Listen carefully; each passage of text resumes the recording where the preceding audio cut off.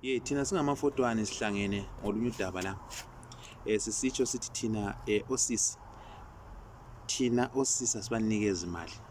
Uma ufuna imali emamayini akhona, uma usekhaya eZimbabwe, hambe emamayini eKhezi. Enyatha khona. Mfowethu uthini? Thina singabafotwane busisi thina hayi thina vele umfazi asimniki imali. Thina sazifundisa ukuthi umfazi akaceli imali. Umfazi uyaphiwa, umfazi uyamcabangela wena self. Yena kalalungelo lokuthi ekutshele ukuthi ufuna imali. Noma singathandana sisi mina 1 year thula. Ngiyabe sazi ukuthi mina yini ngizoyenzani. Linda indoda uma umuntu ongusisi please siyaxolisa lapha ukuthi inkulumo la ifika kahle.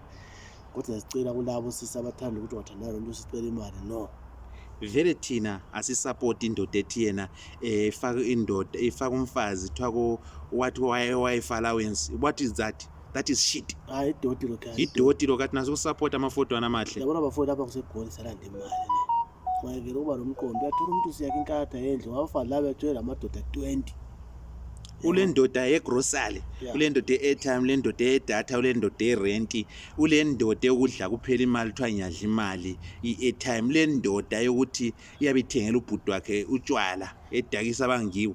Eze kuba le ndoda eyiyo, indoda eyiyo liyachalitha, liyazwisisa masithi indoda eyiyo. Indoda le yathi uyayithanda angayicela imali. Angayicela imali. So Angacela lutho.